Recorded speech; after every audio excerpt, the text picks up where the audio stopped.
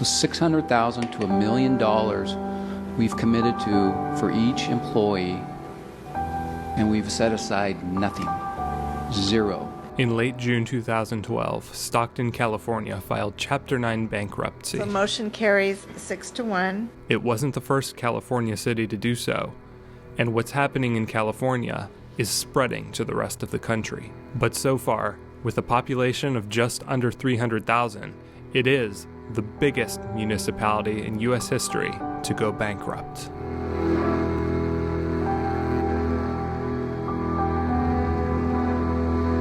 An agricultural center located just outside of San Francisco in California's Central Valley, Stockton was a booming suburb in the 1990s, providing an affordable living alternative to the pricey real estate of the Bay Area. Living large off the new property taxes created by the housing bubble, the city government spent lavishly on big public works projects like a waterfront park, an arena, and a brand new city hall, which sits nearly empty, as the city government could never actually afford to move in.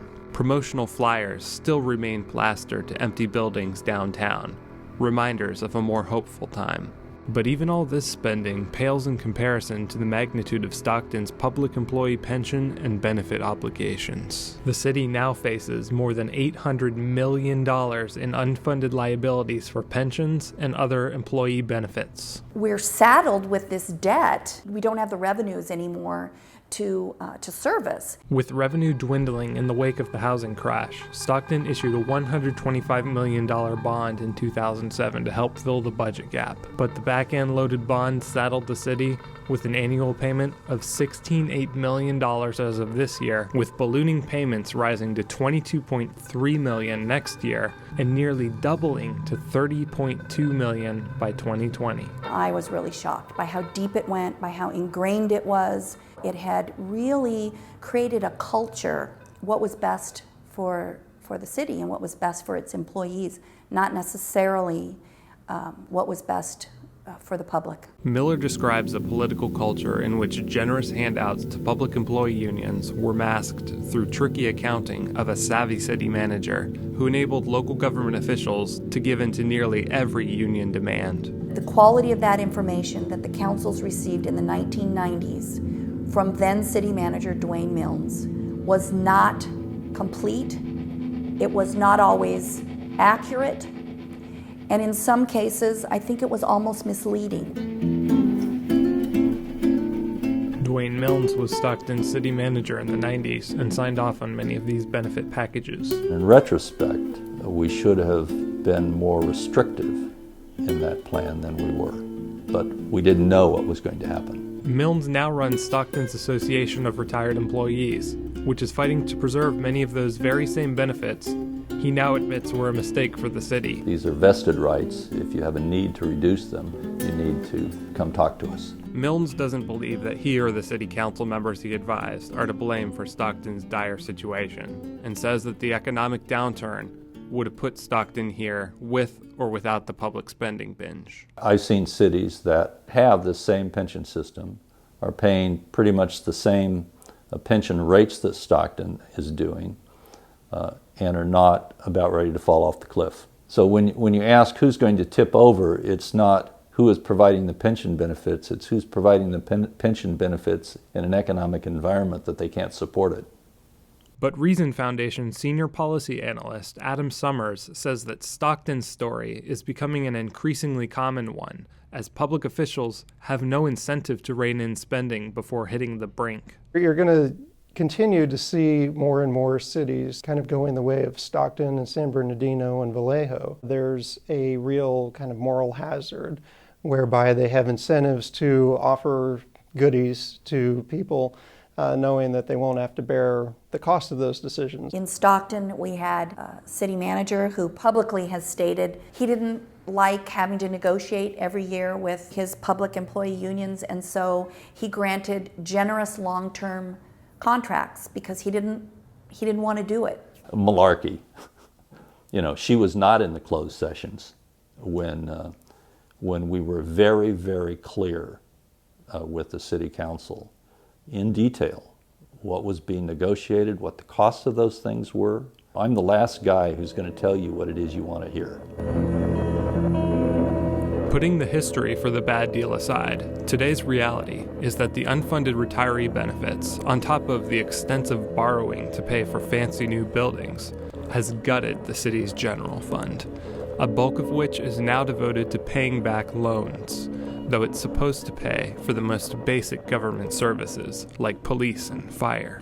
When cities make promises they can't keep, whether it's pensions or some sort of boondoggle project that gets them into a lot of debt, those eat up resources that could be spent for public safety or education. One result is that Stockton's police force shrank by 26% in 4 years, and last year, Stockton had a record 58 murders.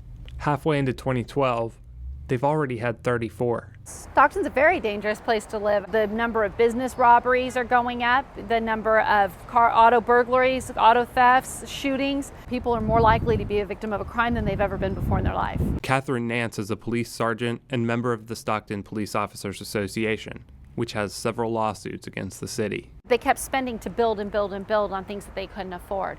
We're now below market value and unable to retain and recruit people. But in yet another example of the city's loose accounting, 3 of the last 4 police chiefs served fewer than 3 years in Stockton and used the inflated salaries in those final years of their service to retire with massive pensions, some of which exceed $200,000 a year. While the last remnants of a fading movement occupy one of the city's nearly empty public parks, Kathy Miller says it's not corporate pay, but public sector pay that's out of sync with reality in Stockton. The gap widened between what they were earning and what the average taxpayer was earning. I mean, this is in a county where the average working person earns less than $50,000 a year. While California's state-run pension system, CalPERS, has left cities particularly vulnerable to budget meltdowns, Summers warns that the problem isn't confined to the Golden State. Cities around the country have made a lot of the same poor decisions as they have here in California. And so rising pension costs are going to continue to put a stress on local budgets. I think more cities are going to have to follow the example of San Diego and San Jose. They've recently switched over to a 401k style defined contribution pension system for all the city's employees except for police officers. And really the private sector has been going this way for 30 years now. This is not a partisan issue at all. This is a good government issue. And I think when we get out of touch with that and we begin acting like it's our money, it's not the people's money, that's where you get into real serious problems. Stockton officials hope bankruptcy will allow the city to opt out of some of its more stifling contracts and to avoid repaying all of its creditors in full, while maintaining some money in the general fund to keep its most basic city services. The city has already been downgraded by credit ratings agencies, which will severely restrict its borrowing ability. Retirees probably won't be seeing the benefits they were promised by city officials, and taxpayers aren't likely to see improved city services anytime soon. But with cities across the country locked into expensive long-term public employee contracts, Stockton's title as the largest U.S. city to ever go bankrupt might be short-lived.